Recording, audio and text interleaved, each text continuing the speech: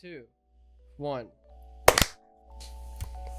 Hello, welcome to another beautiful week and another beautiful, more pretty weekend. Thankfully, we nearly avoided a storm. This will be our first episode after the more on major that at release. 2. What? And more on that at 3. At 3, at 4, at 6. Anyways, tonight I will be hosting. I am your host, David, aka Duck and Rolls. To my top left is Travis. Hello. Aka T-Man Kewl, 5355. Nice. And to my top right is Preston, aka Bang. How you boys doing today? Chilling. Straight up chilling. Swimming. Swimming? Swimming, in Bartholomew. I'm doing quite swell this evening, Mr. Sex. Shut up. No, I'm kidding. Oh my goodness. Nah. That's good. That's good to hear, you boys. You guys had a good week? Good week? Mm-hmm. All around? I have. Yes. I have had a decent week. I have found a new show. Oh, yeah. Do Ooh. tell. Do tell. It's kind of old now, a couple years ago. Designated Survivor. It sounds familiar. Never heard of it. It's like the battle pass. entire the premise is, let me say, in the fictional universe of this show, the Capitol gets blown up with like the entire presidential administration in it. Oh, So yeah. like this underqualified like Secretary of Housing ends up becoming the designated survivor and the president of the United States.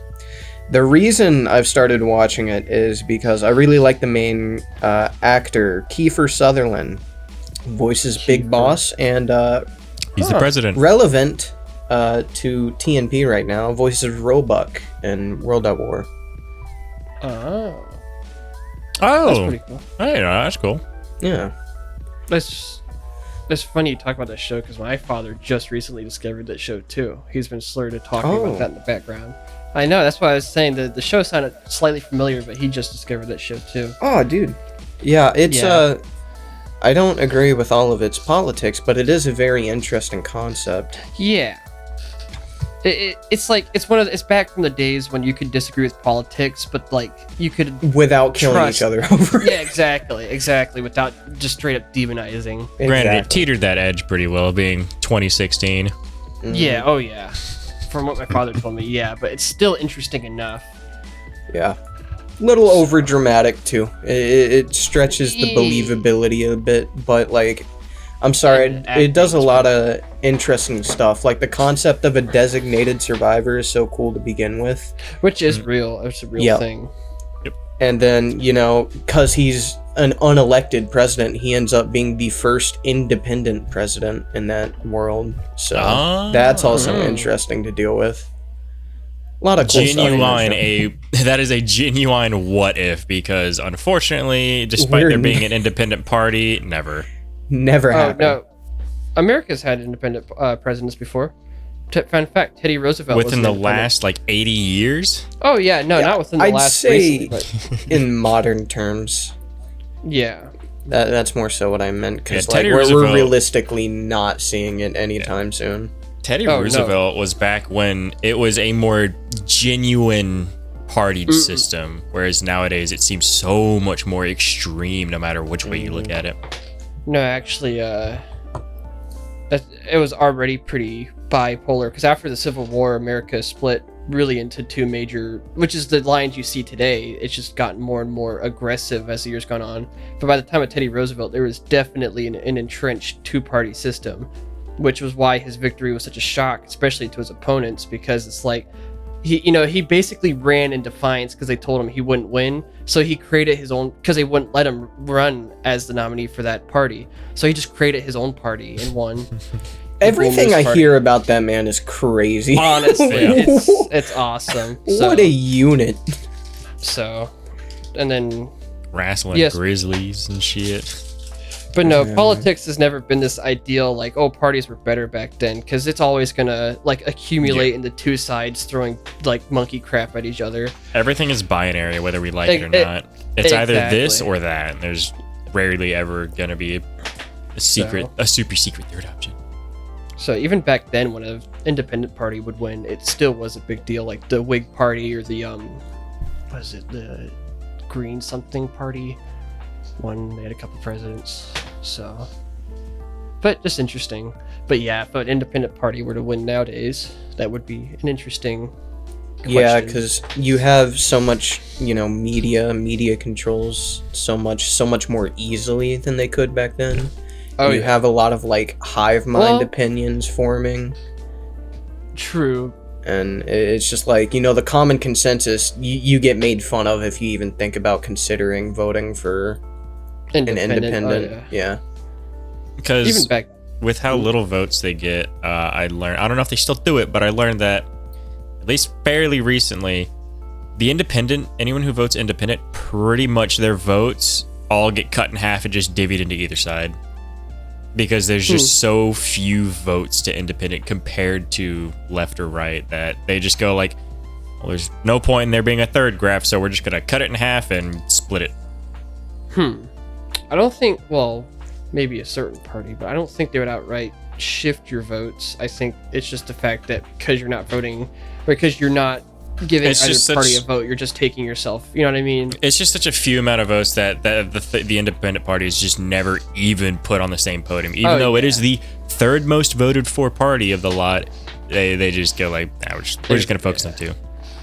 And media did control stuff just as easily back then.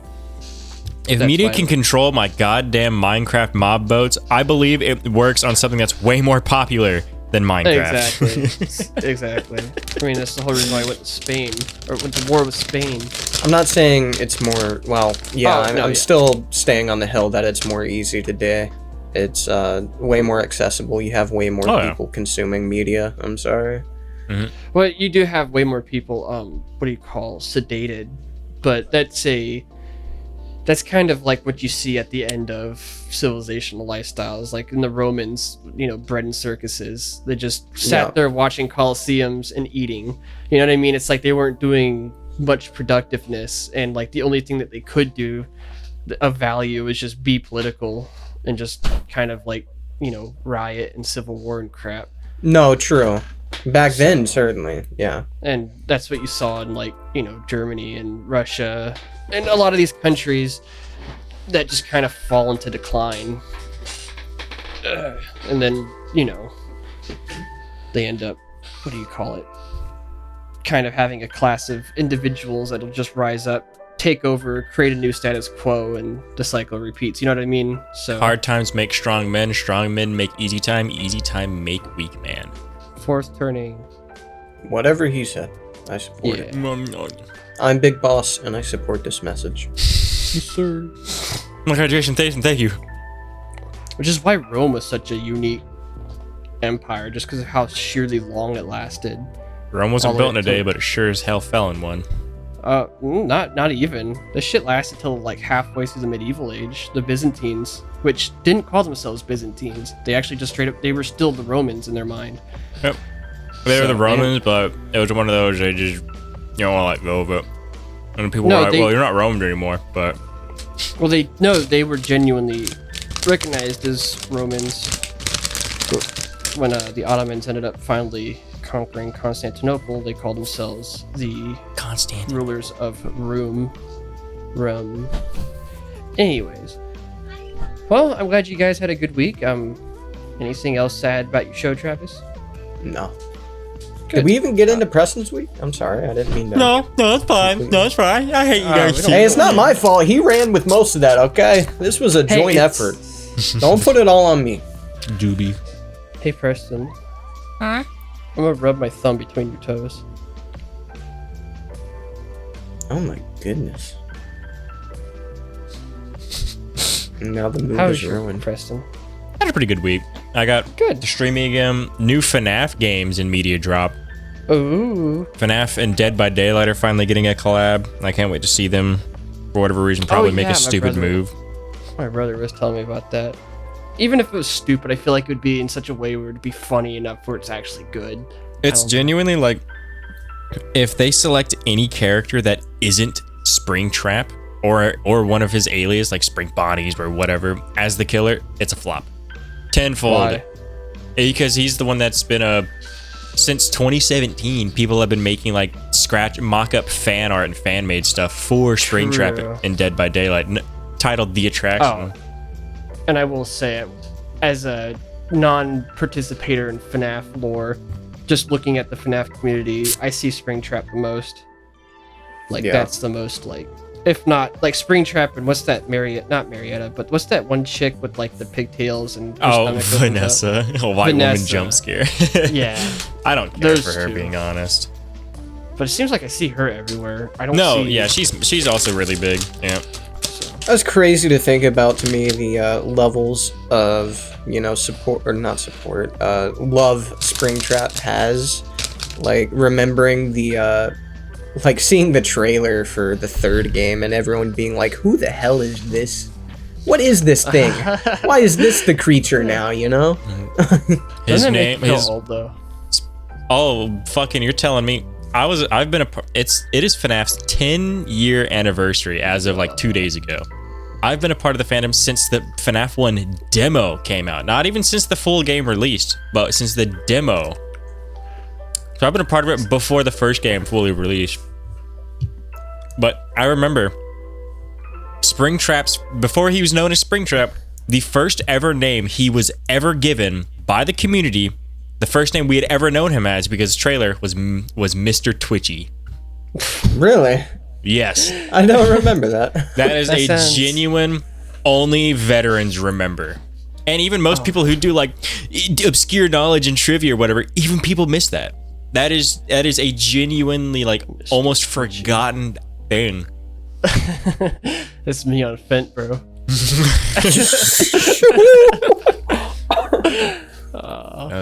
All the teaser trailer. One of the first teaser pics we got, people thought he was a golden bear, and they thought it was another Golden Freddy reference thing going on. I kind of remember that. That's crazy. Oh yeah. They released a Into the Pit game, which I've already beaten. I've gotten the 1-star ending. I don't think it's the worst ending, but it's like the medium ending or whatever. What's an Into the Pit? So Into the Pit is based on one of their books. And it's based on one of their not big books, as I like to call it. Their big books, their best books are their first 3 big titles for their books, which was Silver Eyes, Twisted Ones, and The Fourth Closet. They are the best by far. They are full, genuine fucking stories. After that, they pretty much just made these things called Fazbear Frights, or Tales from Fazbear Frights. And what it is every 3 chapters is a new fucking story. It's like what's that one movie, Something in Robots or whatever, where every episode is a different plot, different animator or whatever. They don't go back on it. An anthology is the term for that. Yeah, that's what it is. It's one book that has like 8 stories in it. They've never revisited a single story, and I hate it so much. You cannot invest yourself into it because it's over before it even fucking starts. Mm-hmm. The first story is the best, and it was Into the Pit. Excuse me. I think my brother told me about this one. I remember. But it was so good, in fact, that they made a game about it. Even though, in my opinion, I still think the first 3 main books are leagues better than anything Fazbear Frights has ever fucking put out, by far. Is the Into the Pit a ball pit that takes you back in time to the first FNAF? Yep. Okay, my brother told me all about it. To the first FNAF, quote-unquote. Oh, okay. Very heavy quotation, because it's not based on game lore. Well, no, I guess it is now based on its own game lore, but no, and he had it was a kid that had to go back in time and save his father or something. Yeah, vaguely, yeah. Yeah, okay. But they made a full game based around that story with a bunch of creative liberties that it is really fucking good. It is really good. Like, it's pixel art, but there are some scenes that is so, like, unnervingly fluid. Like, it's great. I'm loving it. That's a weird situation where the book is better than, or the game is better than the book. Go on, Travis. I saw a trailer for this game a couple days ago, so now I've kind of pieced together what you're talking about. Yeah. The book is still good. Like the Into the Pit story is still the best story by far out of all the Fazbear Fright books. It is a great story, but it's just one of those things where I wish they would have made a full book out of it instead of just a handful of chapters and then just TikTok brain into the next story. I hate those. More like Fredbear Farts. Oh God. Am I right? And then they've released the demo for another FNaF game, 5 Laps at Freddy. It's a FNaF go-kart sim, and honestly, the demo fucking sucks. I don't know how they've worked over 2 years. Like, again, it's demo stuff. A lot of this stuff they're gonna work out. Driving is incredibly fucking stiff for no reason. If you tap drift, you are practically turning yourself into a wall immediately. It's just, for putting 2 years into a go-kart simulator, it looks great at still images. It's really, the art style is pretty, but it is really bad. Outside of all the things, I did play it for like a good hour. It's the first time I've ever written on a Steam discussion board. The first time I've ever fucking done that. Because you can't leave a review. And let me pull it up real quick. Because I still feel so strongly about this. I see. Because there's one thing about it. There's a lot of like nitpicks I had with it. A lot of things that ultimately made me think like this is really bad. Like I hope they do more. The demo. Why are you getting possessed? But stretching. Go the demo. Okay. So, here is, and I quote, "The game looks good visually, very attractive art style. Main gripes with it are all, for the most part, early access issues that I would hope get tweaked. The handling on all cars is atrocious. The drifting is next to impossible to use without immediate irritation. Items don't seem to give you very much use mid-race. Some of the models look a little bad. The night and day shift mechanic looked amazing, really loved that. However, the animatronic that attacks you during the night shift, I feel was a horrible mechanic. As it stands, to keep it from grabbing you and resetting you, because what it would do is it would randomly target one player, as far as I know. Maybe there is a rhythm. But when it targets you, it has 3 lives. It catches up to you, grabs you for like 3 seconds and jump scares you, and then like resets you. Like, you know, if you ring out on Mario Kart, how you have to wait for the Lakitu to slowly put... It does that to you. You have to respawn after it grabs you and holds you still already. But you need to hit it with 3 offensive items. Not only does that mean you are now incentivized to hoard items specifically for this one mechanic, but that you'll also need to get lucky to find a 3rd item to hit it with. And that 3rd item will also have to luckily roll an offensive item, because you cannot outrun it, you cannot slow it down. It is a set track and speed to constantly keep gaining on you within a span of 15 seconds. You can't outrun it with smart boosting or drifts, as it is simply too fast either. It feels unfairly punishing for little to no reason of your own fault. Even if it was taken down to just 1 hit to get it off you, it would still give you a sense of hoarding an item, because it is ultimately more punishing than another player hitting you with an item. Everything else feels like it can be worked out with time, but I simply cannot see a viable way to keep the animatronic in with anything resembling its current mechanics." End quote. So it's basically just like whoever wins, it's like the other people are actually racing and just one person is screwed over for no reason. Like if it targets you, you're not going to win. Pretty much, yeah. If it targets you, unless the night shift is, which is the night shift and day shift mechanic is essentially mid-race, it'll turn from night to day, is pretty much what it is, like dynamic timing. And it's legit. He'll start tracking you, and it'll be like, you'll hear a loud wolf howl, it'll have an icon, like it'll let you know he's tracking you.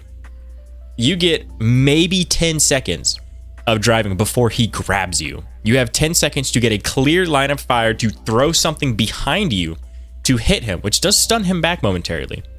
You can hold 2 items, which is where I was saying was, if he randomly locks onto you and you just so happen to have been hoarding and just holding onto these items, not using them, these 2 offensive items, you then also have to get lucky enough where he attacked you in a spot where you can get a 3rd item. And that 3rd item cannot roll a passive item either. It has to get offensive. If it rolls passive, you are fucked and you just wasted 2 items for nothing. it is just so it punishes you for no fault of your own with like, unless you're in a completely niche scenario. It is really bad. It's like, it is oh, actively man, I'm having game ruining. fun. Yeah, it's like, oh man, I'm having fun. This feature. You would like, because you hold on to your offensive items and it's like, oh well, what if there's a player like trying to attack you? It's like, if you get hit by a player, you spin out, you keep your momentum, you spin out for 2-3 seconds and then keep driving with a little bit of your momentum. If the thing grabs you, it's 2 to 4 seconds of a jump scare, and then the full like 5 fucking seconds it takes to reset your cart with no momentum, so you have to completely start from 0 acceleration. It is like a 10-second setback compared to just spinning out for 3 seconds. You are so much better off just saving your items for that guy instead of using it against the actual fucking players. It's ridiculous. You could be in first place and out of nowhere you're back to like 6th, 7th position because this random mechanic just decided, hey you, fuck you. It is so bad. I was really shocked when I like learned of this mechanic because I played it day one, but before any hot fixes or anything like that. Which again, demo, sure, but I was just so amazed that a mechanic like that existed, because on top of how it already feels, it feels like one of the worst kart racer games I've played, even taking into account Flash games. Like it is actually really bad. It looks beautiful, but it plays really mediocre. On top of that mechanic, like Jesus Christ, I don't know who greenlit that mechanic. It's oh, I'm speechless. Yeah. I know. Oh man, I hate when they do that. Not to mention 2 years and it's just saying, "Oh, it's a demo." But yeah, it took 2 years to make this demo. So it's just like kart games aren't new to the market, even in the slightest. But to be working on a kart game for 2 years and what progress you're like, yeah, we're confidently able to show it off on Steam web pages a demo, and that's what you're showing us is very concerning. Yeah. I hope it gets better because, again, it's incredibly charming. It's very pretty. Yeah, and hopefully the feedback and stuff like that. Are you like a minority within the voices that talk about this issue, or? No. It is all the feedback so far is overwhelmingly like shitting on it. Like at first I thought it was just the usual oh, it's a demo, of course people are gonna be mad to it even though like they're not taking into account it's a demo or whatever. But then I played it. I've streamed it. I streamed it and you could look at the VOD, you could see my genuine reaction of as I'm playing it. I'm like you can see me in the webcam, I'm like, oh my god, this is so fucking bad. It is incredible. Like again, a lot of the biggest issues are just demo stuff they'll tweak, but it was just shocking that there was just that much. Yeah. Yeah, I found out about this game's existence through your Twitch like announcement post on Facebook. I was like, what is this? FNaF be wildin', bro. They just be pumping out games. Yeah, if you go to the little hour I played it for, if you keep it paused and just click to any screen, it looks very pretty. The art style is super, super pretty, but it's yikes. The amount of time, like Spencer joined the stream and he was like, yeah, I joined when you were complaining about the driving. You're saying something like going left, left, left, right, right, right, left, left. You could just see it just slowly moving left, slowly. Like it's so horrible. But I hope to see it get better. Yeah, don't make it get better. I will not pay money. Huh? Goof up a kart game dude severely. Garfield Kart is better than it. Garfield Kart is known as being like one of the jankiest fucking like name brand kart racers out there. I had more fun fucking around on Garfield Kart than I had with that demo. Like, oh my god. Gart. Don't hit the gas station Gart app, bro. I will say we're about 30 minutes in now. Yeah. So. Yeah, that's my only other thing I've done for the week is streamed. I played Joy Creation demo. Super fucking pumped about that. Oh, dude, I'm so pumped. Nixon is such a great fucking game developer. And then today I completely reorganized my room and it looks nice and clean. Nice. I want to piss all over it. Please. But nice. That is pretty nice. Alrighty. So I'm glad you guys had a good week. I'm glad that you had at least got to experience the game, the demo and stuff like that. Got to get some feedback. I'm glad you found a new show, Travis. I had a mediocre week. It was a week. All right, you guys ready for this week's topic?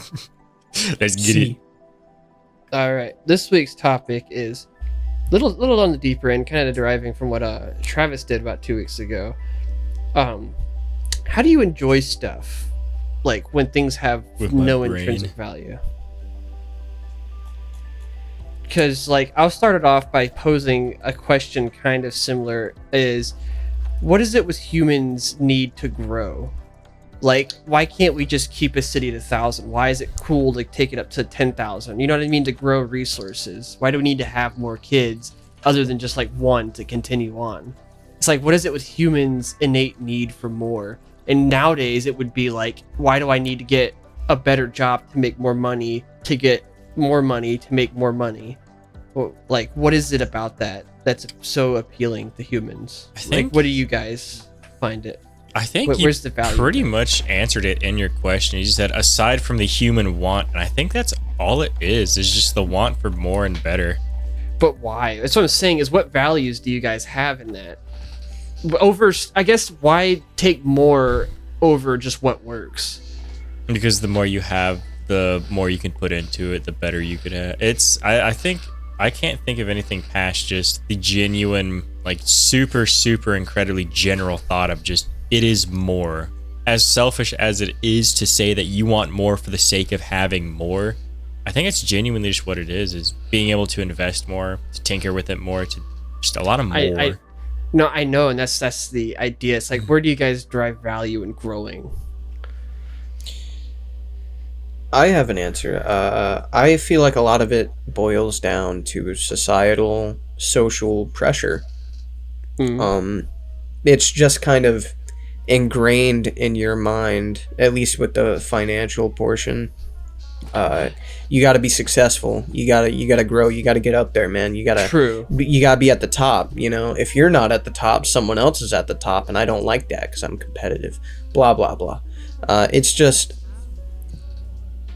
It's really just kind of ingrained in us from such a young age that it becomes like, oh, I need more.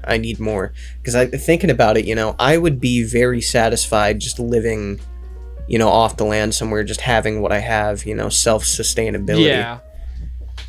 Same. But, you know, we don't really live in a world where that's very possible, or at least easy to accomplish without partaking in society first. So... yeah, you've got to kind of bite the bullet and feed into that mindset. And where living like that would be highly discouraged. But the idea, I guess, is in order for it to be ingrained on us societally, it means that society has to already have an innate want for that. And that's what I was saying. It's like when you say that you want to be, like, why do you want to be self-sufficient? Like, what is satisfying about that to you? The act of independency, not having to rely on someone else for the sake of your own well-being. But like, what would be wrong with relying on someone else? Because you do it now, in some areas. It's because like, we have to. Yeah. I mean, I don't do that because I want to. It's more so like in an ideal world, I could rely on myself, and I prefer that. There's too many moving parts when you're depending on something else, to the point where if one part fails, it could just daisy chain. It's like having a set schedule, but you forgot to refill on this item, so it fucks your schedule up in that regard. For a lot of people, that can immediately ruin their entire day, having their set schedule. So on a more extreme scale, being dependent of someone for your own well-being.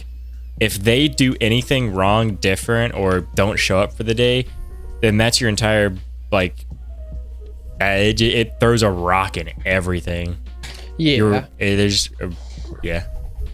Which is why it's weird, this idea of growing. Like, if humans weren't if humans were not biological and we didn't need to have kids, like we could just live forever, we would still want more of us, or we would still want more like growing. Because you could say, well, why do humans want kids? Well, because we're biological, because we don't want to be alone, because we want to continue on and stuff like that. But it's like, well, what's the point in all of those things? You know, and be past societal, because societal is a collection of humans wanting these things. I'm saying, why is it? What do humans derive value from when they want stuff like this? And it might be too broad, but I want to like scratch your guys' brain to see if you had anything. You know what I mean? The only thing I can think of past this, because it feels like it's being asked the same question despite having as broad or open an answer has already been given. It just seems like just self-want. Like, if theoretically, if humans were like if they lived forever, immortal, thank you. If they did live forever and had no reason to do anything, because no matter what they did, they'd still live on, I still think it's just, I can't think of any other answer as to why they'd want to do things other than the pure fact is they just want to do it. Some people have nothing better to do. Some people want to do this because it helps them do that, because they want to do that. Like, that's my brain. I can't think of anything deeper on it other than just want. And I feel like taking biology out of the equation kind of it's hard to do, because it's like, I think a lot of this is biology, like the fact that we gain satisfaction from growing and, you know, extending the species. It's like our brains are kind of wired to derive joy in that. Therefore, you take that out of the equation, would we even still derive joy from that? You know, I feel like it's kind of a hard question to answer. It's kind of like that, like, you could become immortal, but like, why would you want to be immortal? Because you would just watch the universe die. You know what I mean? It's like in the universe's time, you would still be building stuff. You could create as much as you want. Like, once the universe is over, bro, that's it, you know? That's why that story I was telling you about the other day with the whole, like, being a sentient computer of just collective thoughts lasting to the end of time, to where atoms themselves started breaking down. That's why that was so existential to me, because it's like, what's the point in living, you know what I mean? If you're just going to live until time ends itself, which I guess would be a death, but it's just so freaky of an idea. My perspective, because those are very good answers. Those are very good answers. The whole biological, because what got me really thinking about this was not only Travis posing this question, but I got thinking about it from a religious perspective. It's like, I believe that there is a being that is not bounded by biology, and it's like, when you have everything, when you have the power to have anything you want, God created humans to love and be loved. So it kind of like dawned on me, like, as far as I know, like, the idea of feeling love and whatnot is the most important thing to derive meaning from. And I was just interested in seeing what other people do. Like, why do we do things outside of love to grow stuff sometimes? Is it a misdirection? Or do you think it just really is biological, or just the way we're wired? Or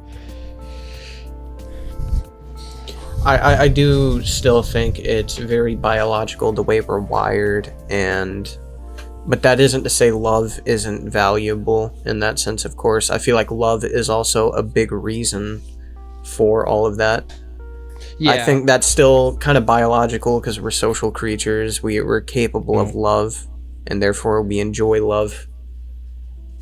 And so I feel like that also, you know, you could say love is the driving force. You have more people, you have more money, you can express more love. There's more money to go around to fund love, so to speak, and there's more people to love, you know? See, it's a thought process like that that's like, I enjoy. I'm not telling you there's a right or wrong answer. I'm just posing the question. It's just like that's a good it's almost like a circular question needs a circular answer. And this question I think about a lot, just like, what is the point in interacting with things? You know, it kind of is a derivative of the whole, like, well, the sun's going to explode in 5 billion years, just go drinking, screw exams. You know what I mean? But, you know, you could laugh about it, but it's like, well, really, why take exams? You know, because, like, your house could burn down tomorrow, bro. And, you know, you could pass all your exams and, like, get nowhere because you don't have nowhere to live. And I was just thinking, like, well, damn, like, where would I derive value? Like, if you did have all the money in the world and you could choose whatever job you wanted to, career to pursue, like, then what would be the point of pursuing a career? You see what I mean? Yeah. Passage, like, what's that innate nature? No, I feel a lot of this is could also come down to capitalism, or, you know, capitalism associated or capitalism parallel kind of societies, where, you know, we're incentivized more so to become successful so we can have that joy later, which, whether or not you agree with that, it's more so... Yeah, we're kind of supposed to become successful, build a foundation so we can have that joy, that free time, that enjoyment later in our lives while we're more stable, you know? Because if I go out and go drinking now, well, I've definitely fucked up my exams. I have no future. I can't really do much beyond this, you know? I'm kind of fucked now. But now you've lost a stable opportunity at, like, loving. Yes. Like, if you're successful and your life is stable, then you might meet somebody. You have a higher chance to meet someone stable.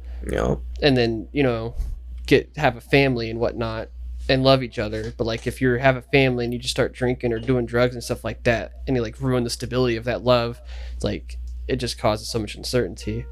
Yeah. That's another good point. Preston, anything from the corner? Nope. This is not a topic I'm connecting with at all, and I think it's just because maybe it's one of those things where I've still yet to fully realize what drives my values in life.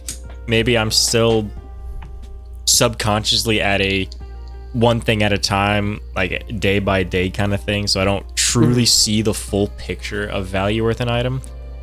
Maybe, but genuinely, the want of an item, like why do you want an item?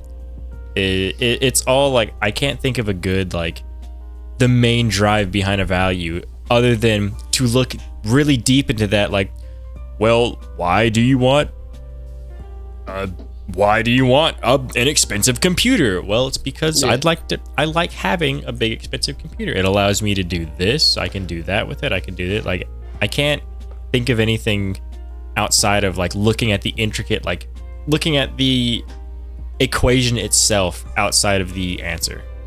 True. Okay, here's this. What would differentiate you from a cow then? Because a cow just wants grass because the cow wants grass. Yeah, that's what I'm saying. Because the cow wants a belly rub. And it's I'm not insulting you. That's not what I meant. No, but that's what I'm saying. So it's kind of like the question Plato and Socrates had, like, what makes a man? And one of them came in with, like, a plucked chicken. Is this a man? A man. Because the other one said a man is a bipedal, featherless creature.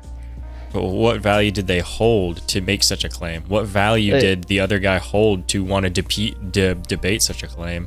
Exactly. And I feel like capitalism is not what drives us to do that. I feel like capitalism is a byproduct of our nature to be that way. Or a what do you call it? Not necessarily something that, not our reasoning, not what gets us, but something we focus into, like a it's a result, like a fuck, I don't know what the word, like, think of a bar. You're at the left, your value's at the right, but capitalism fits in right near the end. Like, it has to go through, it has to filter through capitalism to help realize or something. I don't know. I was kind of seeing more of, like, we're not growing because of capitalism. I feel like capitalism was created to satiate the need to grow. Incentivize growth. Yeah. Well, to answer that question. I feel like most systems established are created to answer that question, like, how do we grow and what's the best way to grow? That is a good point. My capitalism point was kind of feeding back into the social nature, where capitalism ends up encouraging that more. Because it's a byproduct. It kind of streamlines the process of growing, therefore it kind of encourages you to grow a lot more. Like you said, circular answer. Yeah, exactly. It's an Ouroboros. Ouroboros. And it makes you stop and wonder, like, then... And that's why I was kind of wondering, like... And then you have the whole communist ideas, where it's kind of the... Like I asked earlier, why do you want more opposed to what works? And I guess a communist would be just preserving the community, you know what I mean? But not really growing. Not incentivize, or you know what I mean? Not incentivizing growth, just already utilizing established resources. Because in a capitalist society, at least even the evil, corrupt people can grow the pie to have more pie, whereas in a communist society, you're already entrenched in whatever resources you have, so you just have to take what you can get, even as a corrupt authority. You know. Right. I really wish my brain was putting out more on this, because I love debating like philosophical topics or things that can delve into like the psychology of one's mind, like why is value or whatever. But yeah, I don't know what my brain is just jet lagging tonight. But that's because every time I come up with something in my mind, me personally, every time I come up with like something I get really excited about, it's not like I get hit with, well, the sun's gonna explode in 5 billion years, but I get hit with just that realization of like, well, what is valuable to me? You know what I mean? It's like I don't want to just do things because, like you said, Travis, because that's what society offers. You know, because there is a level of that, and I agree with you, and I do actually quite appreciate your circular logic to my circular answer. Or circular answer to my circular question. And it's getting a little confusing. But it makes me stop and realize, like, well, what do I really value? And I was wondering if you guys figured that out, I guess. Which, I feel like for Preston, that would be a no. No. As it stands, it's genuinely just, the things I value, I just simply value because they've got, like, reasons attached to them. Like, I like this pen because it was given to me by someone. So I value that pen because it's a gift. I value this bottle of cologne because it was a relative who's passed away. And the ring I wear, I value it because it's an heirloom and what have you. Mm-hmm. Man, I want it. But it's all. Heirloom, but I forget. But it's all ultimately, like, I feel it just loops back into, like, there is no inherent value outside of my own want. Because like, it's an heirloom, yes, but the value of it comes from wanting its value of memory. So if there's no inherent value past what you want, then what do you assign to wanting? What do you assign a want to, I guess? Oh, there's a bajillion reasons. It's like layers not and why, tiers. But I guess, yeah, but what would, it's what would you then? It's like, okay, you figured out the essence of the question. What is actually worth assigning value to? What would you? Because there's the very basic of it of, well, I want that item because it looks cool. I want the item because it probably works cool. There's that like shallow. Would be biological nature, like just outside of it's shiny. I like brain like shiny. You know what I mean? Kind of like how a cow looks at grass and says, "I want food."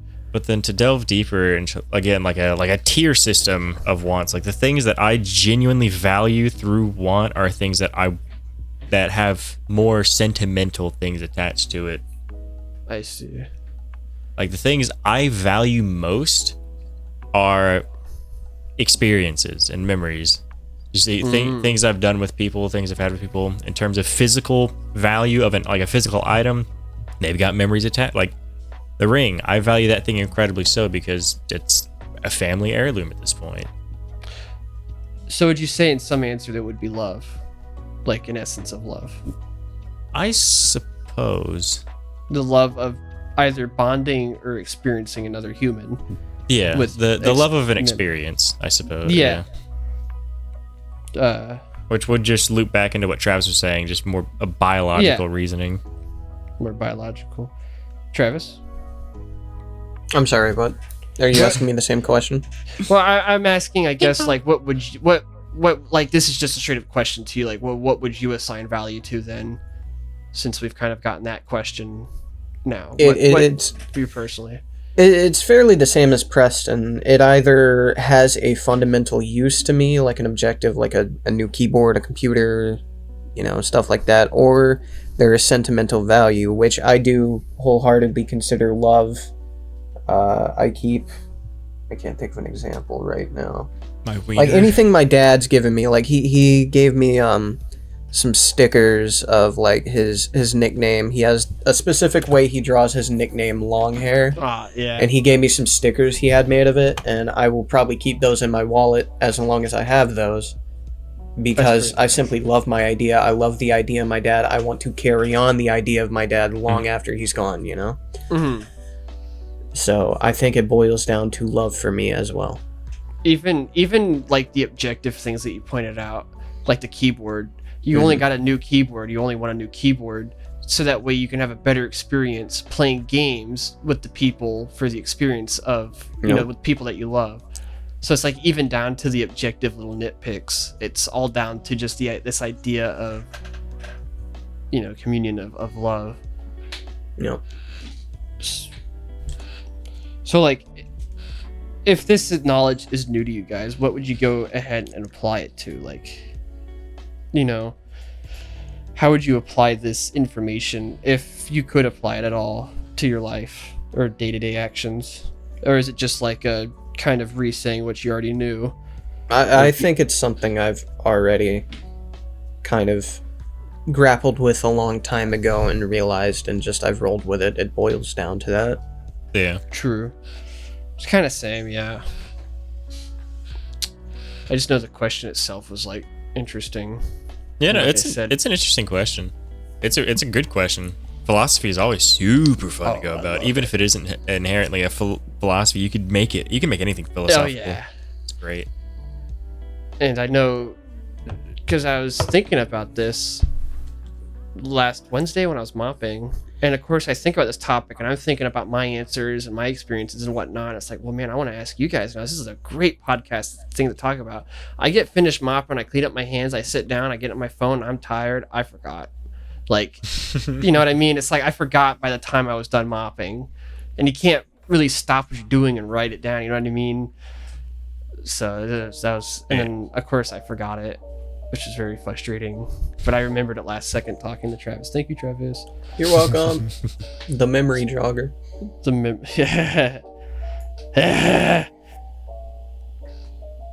I suppose to try and, because I really do want to try and try to open my brain up more right now, but it all keeps going like, oh, I could mention that, but then that comes from a want. Like, well, yeah. Realizing the value of your growth is seeing your growth, seeing the effort you put into it, but the effort comes from a want of self-growth. I'm doing these schedules. I value my mental fortitude to keep up a regime. The value of working for the bettering of myself is because I want to be better. And yeah, a lot of stuff, I guess the mindset that I try to have when treading ideas or thought processes like this is kind of like establishing, like you have to establish baseline realities. Like you said, a baseline reality would be just the sake that humans want growth, right? And from there you have to work on that.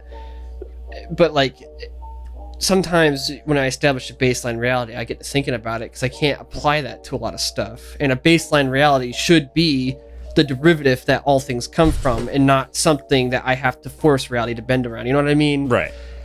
It's like it should just naturally answer questions. I shouldn't have to stretch it to answer the question, if that makes sense. Which is why I feel so stumped. Sorry to cut you off, but it's why I feel so stumped, is because usually I'd say I've got a good track record with being like almost one-to-one with you on these things. Like I'm almost like right in hand with what you're saying. But just this one, like I'm holding on to the root of it all way too hard. Like I'm not perceiving what's around it. True. I've had stuff like that before. And it's not to fault you. I can understand your frustration, like you want to be a part of it, but maybe in due time you'll just figure it out. God, I hope not.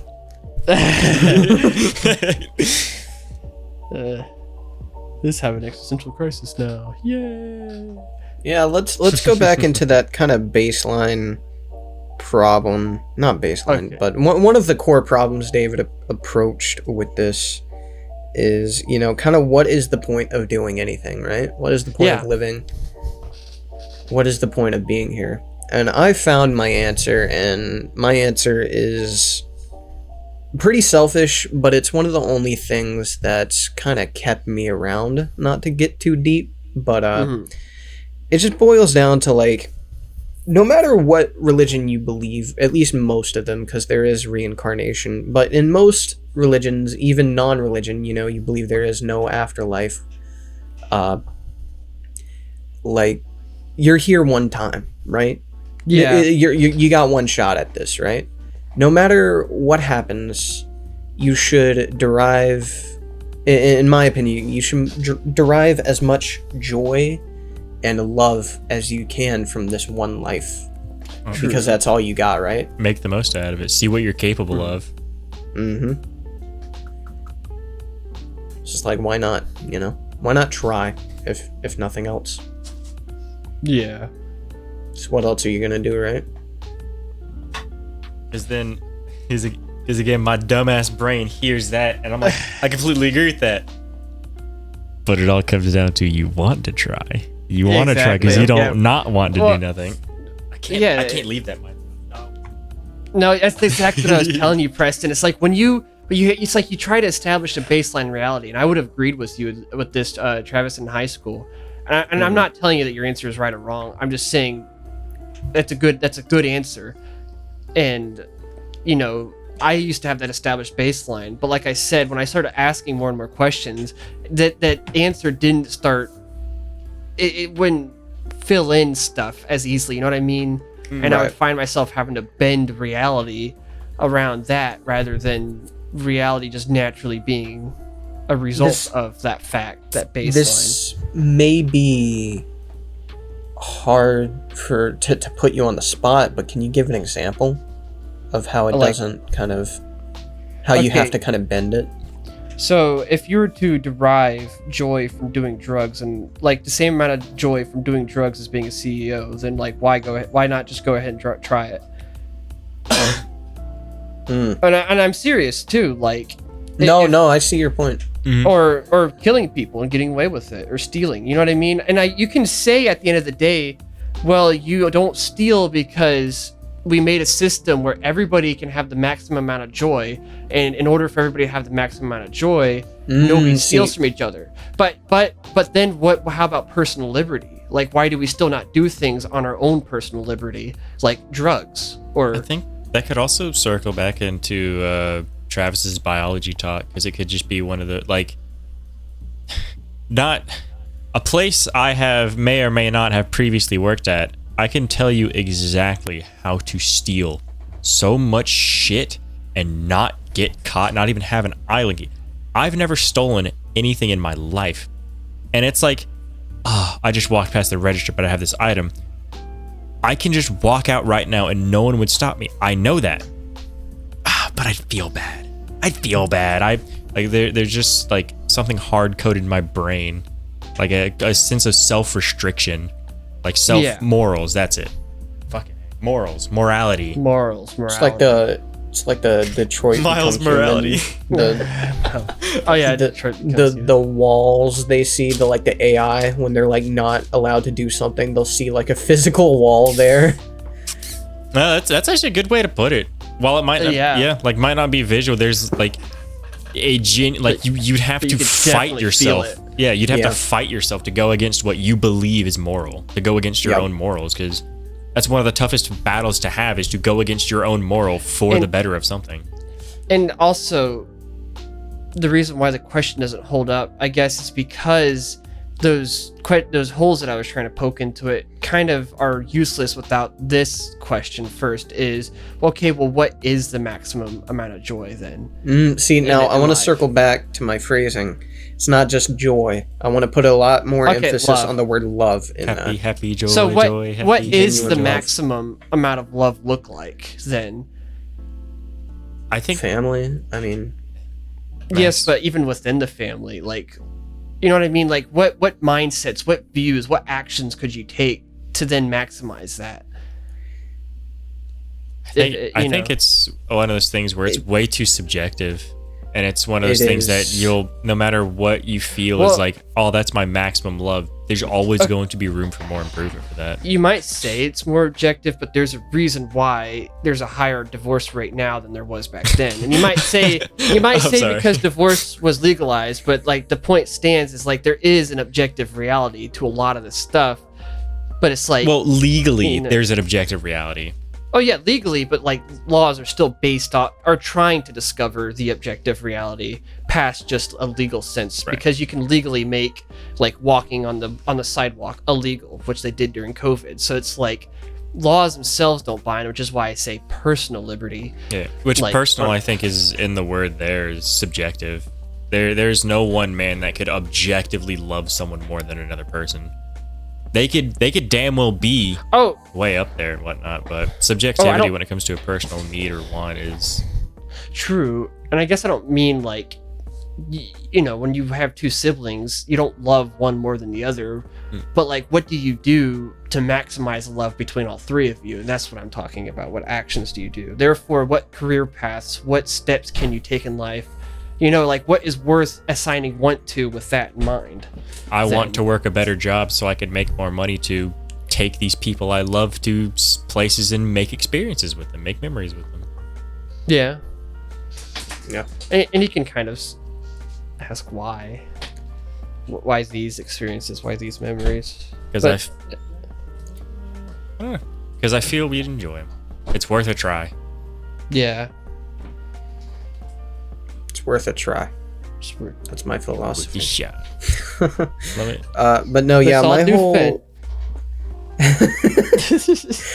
my whole philosophy that I went into earlier. I don't want to say that's an objective reality for me. It's a subjective. That is my subjective reality. I don't want to, you know, say this works for everyone. This is how everyone is wired. You know, because I don't really have an answer for that, because boiling back to Preston's answer, it's all kind of subjective when you boil it down that far and you start like running into a lot of circular answers to the point where like you're forever like going through circles. See, I feel like because we're such subjective beings that it's almost like we're not allowed to see, because I do believe that there is an objective answer.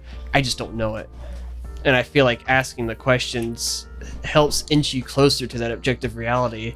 And therefore, when you're living more in line with reality, you're kind of more at peace with stuff. And I feel like, okay, I guess now that I'm saying it out loud, I feel like more peace and love rather than stability, because you'll never have stability, really. You might make your life stable, you might have a happy marriage and then die in a car crash. Like, that's the big point that's the big hole that keeps poking that, like, idea is that, like... Coil. Yeah, exactly. But you have to exactly. Therefore, I guess you'd have to have peace with that idea.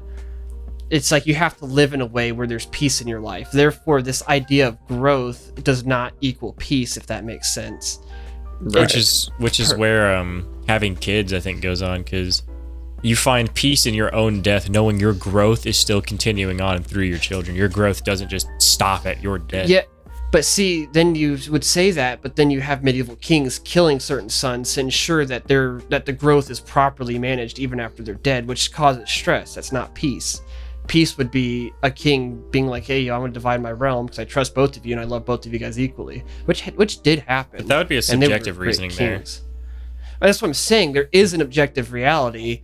They just were too subjective to see it. They didn't ask the question, I guess, and therefore they cause a lot of strife. That's the human nature. Exactly. So the answer is peace and love. Therefore, you heard it here first, folks. You fucking hippie. The Kewlcast. I was just about to say, oh my fucking god, that's what I was gonna say. I fucking hate you people. You couldn't let me get to my own damn punchline. God fucking damn it. I'll just punch you directly. Okay. I'm violent. Cut your foreskin off. Purple. You can't do that. You already that punchline. That's my objective reality. That's my fucking objective reality. Travis, cutting David's foreskin off. That you've already had that punchline stolen too. Fuck. Honey mustard time. That's not honey mustard. Fucking red. That's not honey mustard. He off the evil fence. He off the red 40. He be drinking that Mountain Dew Code Red. He is Code Red, bro. He is the Major Melon. He's blinking, but his eyes are already closed. What the fuck is going on here? How does one blink with his eyes closed? Like this. Snake. I feel like we're gonna be canceled for this in like 20 years by Twitter for being like. Anyways. He's red facing. He's red. I was gonna say you're doing squinty eyes. Whoa! God forbid I have to rub my eyes or something like that. I have to rub my eyes inward from now on. If I rub it outward and it stretches my eyes out, I guess I'm fucking dead on a pike. I see what you mean now. Yeah. You guys didn't vote anything, so I got honey mustard pretzels. Yes. Those things are like one of those moods. You're either, oh my goodness. The flashlight makes it look like he found these in like an abandoned building. Alright guys, these are like 20 years old. It says on the packaging, found them in this fridge in this abandoned mansion. Okay, wait, why was he keeping pretzels in the fridge, first of all? To keep them fresh. I know some people do crap like that. We keep our bread in the fridge. Okay, bread is different, but like packaged pretzels, I don't know, man. That is a cabinet That is item. a better point. I actually do agree with you on that. Oh man, he's gonna squirt it right on his keyboard. Ooh, right Brush on your the teeth mic, with please. Brush your teeth with it. No! Oh yeah. Ah.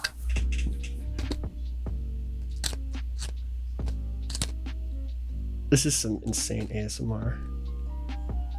The lighting is perfect for I it. know. Oh, he's got that little mustard drizzle on his lip, too. Yeah. Ooh. Bro, you want me to get a washcloth to help you clean it off? Look at his little submissive face right now. Bro, shut up.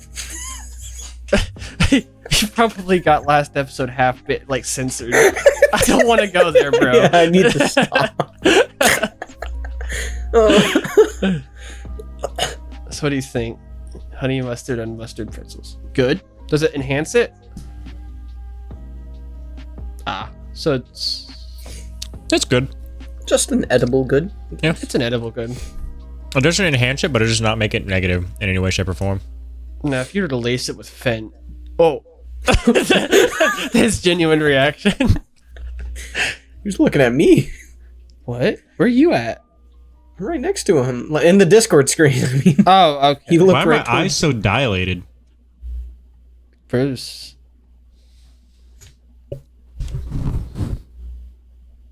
You have a concussion. Guys, you have to believe me. This new FNaF racing game is bad. No. You're gonna whack yourself in the face. Epilepsy warning. Yeah. Be careful, you might stroke it. Okay, you're going against me for my... You're right. No, just, Oh, the green light. It's blinking. do people genuinely watch our podcast for this content? I do. Yeah, that's true. No. Put it underneath your chin. Like with the light really bright. Oh, I got a better one for that. Hold on. You know what I'm trying to... Oh, wait, he took his headphones off. He's gone. We can I hope you didn't like the green light. The green light's gone. Gotcha. No! It's my But you know what I'm- battery charger. But you know what I'm talking about, right? Yeah. But Yeah, I just have a much more powerful flashlight. Gotcha. This thing is working on AAAs that have not been refilled in a very long time. This thing is almost fucking dead. She could be like...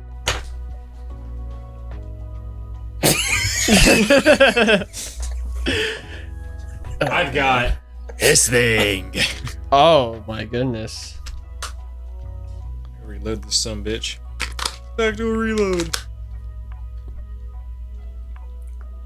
Oh, I just gotta get it in a way.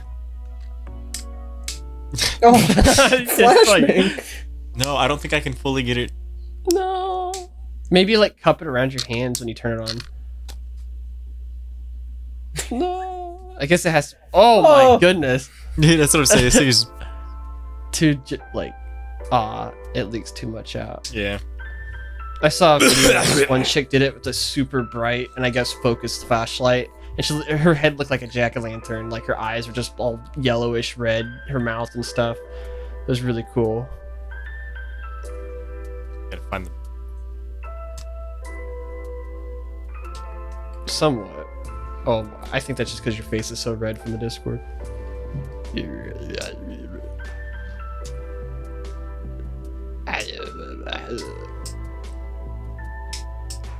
Don't see nothing. Alright, what if I... No, I just see the light. Yeah, turn you on. can see my headphones. Yeah. Oh! Oh, that's going through your skin, yeah. I would love to listen to this episode audio only. Yeah, it's going through your skin, yeah. Oh my goodness. Yeah, this thing is really... This thing is really fucking bright. That is really bright. Holy crap. Holy crap. Lance. Just the little time I've been on these AA's feel hot. Holy. Like, this thing chugs batteries. Does it chug jugs? I don't know any dances. Oh, I know that dance. Seeing like your head bob and nothing else. Just the clap. The head bobbing with the clap. Oh my goodness. I really almost state shit. That's going on Instagram.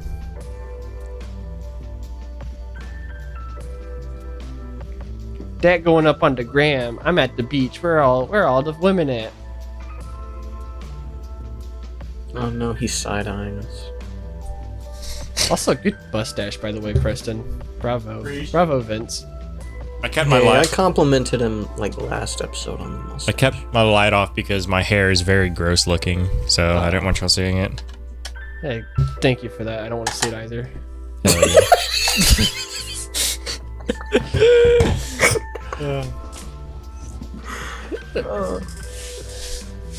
It's funny how quickly we can devolve from such a deep conversation. Why? Yes, indeed. Then boils back to the question. Why? No. Sorry. That was energy burst. Mr. Twitchy had a moment. Sorry, the vent kicked in. Yeah. I already know what's gonna be put on my thumbnail this episode's week. Who's editing this? Hi, Preston. Preston.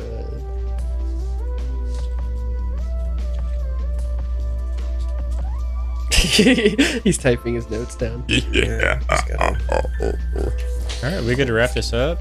My brain Yeah, hurts. it's been about I can wrap something up. 1:13.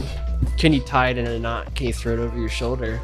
No, Do your not balls hang low? Okay. Can you swing them to and fro? Can you tie them in a knot? Can you tie them in a bow? those. No, I don't know a lot of knots. You don't not? Mm-mm. I don't not because I don't not. Who's Okay, there? furry. What? What? Anyway. Okay, I guess you guys are happy with today's episode, tonight's episode, whatever. Tuesday. Today's Tuesday.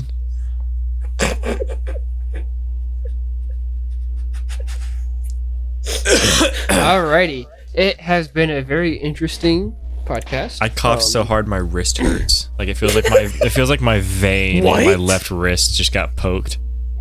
No way. The underside of my skin. That sounds like a Pink Floyd album's like name. The underside of my skin. Please steamroll through this intro. Outro. As it take off your skin, guys. Anyways, I'm not a medical professional. I just like taking off my skin. Alrighty, I have been your host for this week, the second episode into our new quasi series. I've been host for this week, David Duck and Rolls. I have been joined by my co-host Travis, aka Team Kewl 5355. And my other co-host Preston, aka Scottybur, SCOTTYBURR. Find me on Twitch and YouTube. I stream every single week, Mondays through Fridays. Yes, sir. And Travis also has a YouTube channel, but I saw your recent upload earlier today, Travis. Yeah, I made a really neat announcement for the podcast. Go check it out. I don't care if you already know about the podcast. I just want to go watch it. I want to interrupt your outro and just point out how much better Travis is at announcing shit. I legit 12 o'clock rolled around. I went on my Facebook and I was like, guys, huge announcement. Here's a project I've been working on for half a year with Travis and David. And that was it. Yeah. And then Travis had like a beautiful like paragraph. Like that. I was reading that and I was like, damn, he got it. Talking about. I thought you were talking about the episode. Doubt my paragraph skills, boys. Oh yeah, bro's in a roleplay like deal. He roleplays a lot. All right, you ain't gotta expose my shit like. Oh my goodness, I low key forgot we were recording. I straight up did. I don't care that much. It was just funny. Okay, that was a genuine oopsie daisy. I'm sorry. All right. Yeah. Commemorating you on that, Travis. All of the stuff will be plugged in. Make sure to check us out on Spotify. We do have a official Facebook, Twitter, and Instagram, all of the Kewlcast podcast. For any updates, funny tidbits, or memes from the boys that you might want to check out, make sure to subscribe, like, and if you like this content, ring the bell. And this has been a episode from the Kewlcast. And remember to stay Kewl. I'm gonna pause.